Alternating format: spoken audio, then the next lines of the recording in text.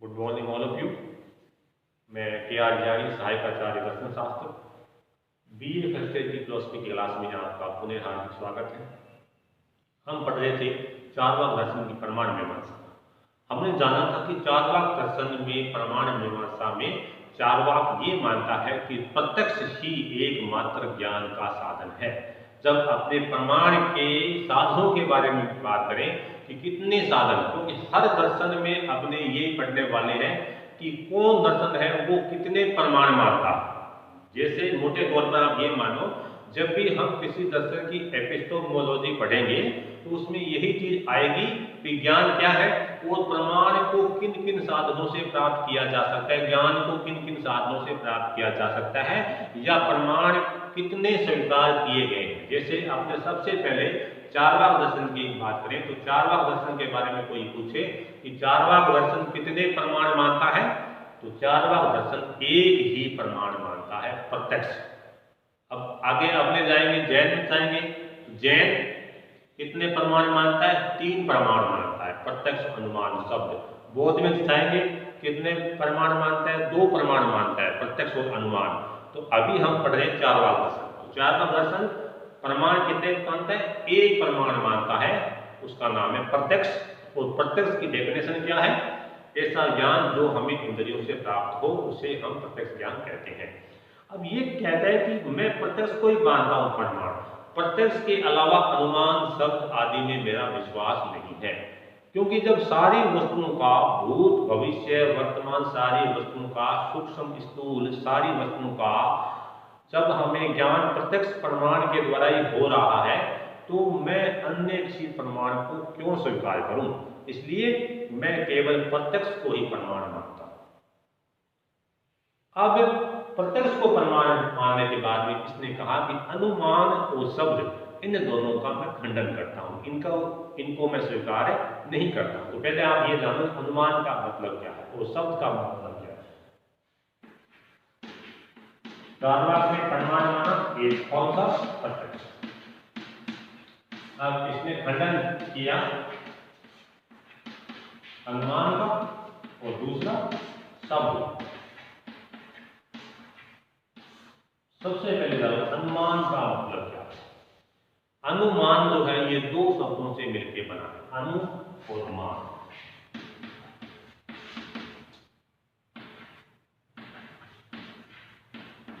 पश्चात, और मान का मतलब क्या है? ज्ञान। पश्चात या बाद में। अनु जो है इसका मतलब है पश्चात या बाद में, और मान का मतलब है ज्ञान। अनुमान उस ज्ञान को कहा जाता है जो कि पूर्ववर्ती ज्ञान के पश्चात आता है। अनुमान उस ज्ञान को कहा जाता है जो कि पूर्ववर्ती ज्ञान के बाद आता है। जैसे आकाश में बादलों को देखकर वर्षा होने का अनुमान करना, वर्षा का अनुमान, या पर्वत पर धुआं देखकर अग्नि का अनुमान करना।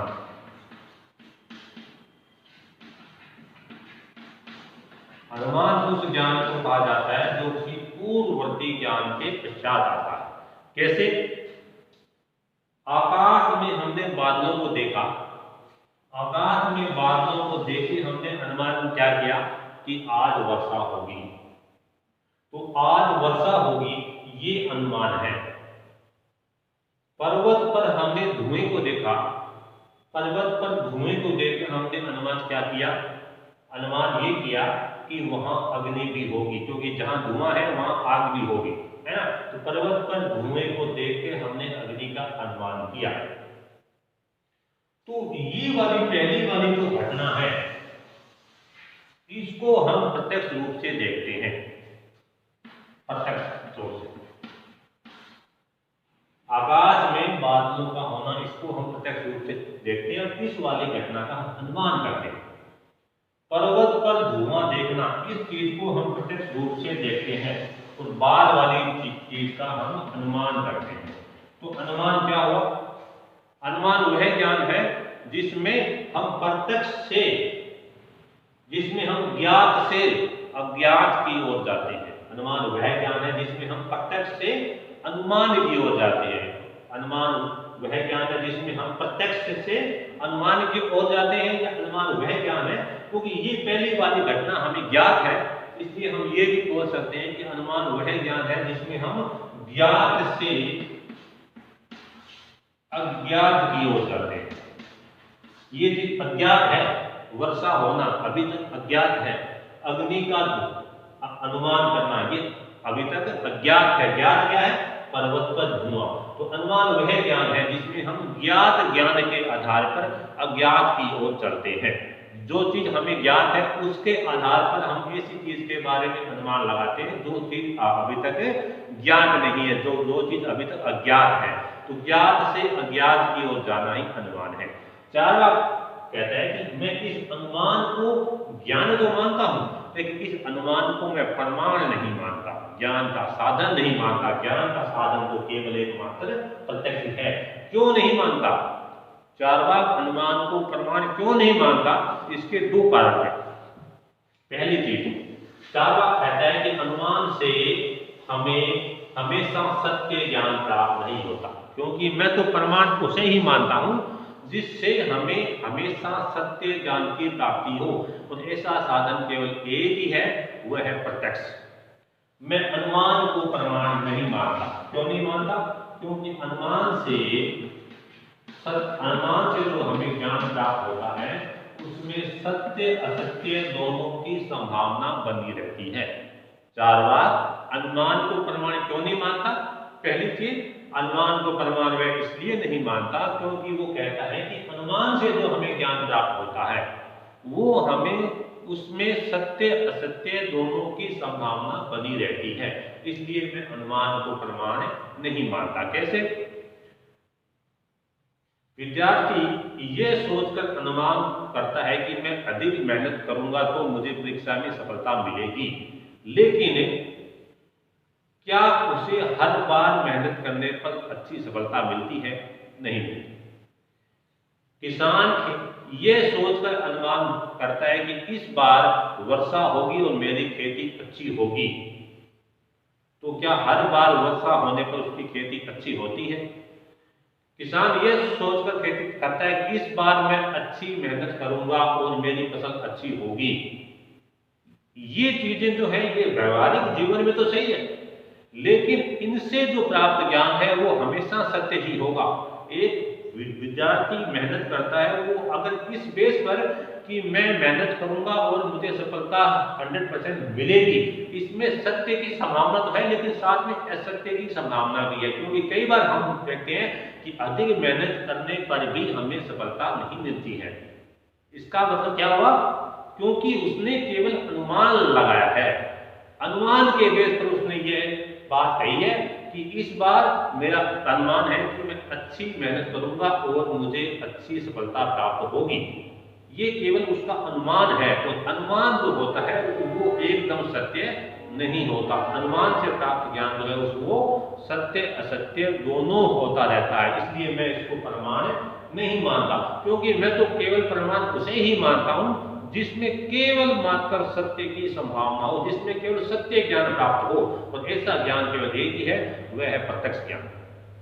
दूसरी बात, अनुमान को प्रमाण क्यों नहीं मानता? पहली बात, अनुमान को प्रमाण इसलिए नहीं मानता क्योंकि उसमें सत्य असत्य दोनों की संभावना बनी रहती है।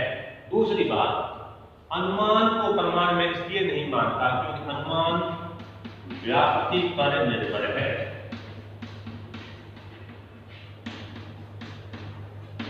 अनुमान व्याप्ति पर निर्भर है। अब ये व्याप्ति क्या होता है? दो वस्तुओं के बीच में अनिवार्य संबंध को व्याप्ति कहा जाता है। दो वस्तुओं के बीच अनिवार्य और आवश्यक संबंध है, उसे व्याप्ति कहा जाता है। जैसे जहां जहां जीवन है वहां वहां मृत्यु है। जीवन और मृत्यु के बीच में अनिवार्य संबंध है, जिसने जीवन लिया है उसकी मृत्यु होना निश्चित है। जहां जहां धुआं है वहां वहां आग है, जहां जहां धुआं होगा वहां वहां आग होना अनिवार्य है, तो ऐसे संबंध को व्याप्ति कहा जाता है। और व्याप्ति जो है उसे अनुमान का प्राण माना जाता है कि कोई भी अनुमान जो है वो व्याप्ति पर ही आधारित है। लेकिन चार्वाक कहता है कि मैं इस व्याप्ति को ही नहीं मानता। अनुमान जो है वो वाक्य दर्शन ये बोलते हैं कि अनुमान है वो व्याप्ति पर आधारित है, व्याप्ति है वो अनुमान का प्राण है। लेकिन चार्वाक कहता है कि मैं इस व्याप्ति को ही नहीं मानता। क्यों नहीं मानता? क्योंकि इस व्याप्ति की स्थापना प्रत्यक्ष के द्वारा संभव नहीं है, क्योंकि इसका अल्टीमेट, इसका पूरा जो केंद्र है वो प्रत्यक्ष पर ही आधारित है। जो चीज प्रत्यक्ष के साथ संगत नहीं होगी उस चीज को ये नहीं मानेगा। जो चीज प्रत्यक्ष के साथ इसके संगत नहीं होगी उस चीज को यह नहीं मानेगा। तो ये कहता है कि मैं व्याप्ति को क्यों मानूं? क्योंकि व्याप्ति की स्थापना प्रत्यक्ष के द्वारा संभव नहीं है, इसलिए अनुमान भी संभव नहीं है। तो ये अनुमान का खंडन कर देता है कि अनुमान का खंडन क्यों करता है? क्योंकि एक तो इसमें सत्य असत्य की संभावना बनी रहती है, दूसरा अनुमान व्याप्ति पर आधारित है और मैं इस व्याप्ति की स्थापना को संभव नहीं मानना, क्योंकि व्याप्ति को प्रत्यक्ष के द्वारा स्थापित नहीं किया जा सकता। धन्यवाद।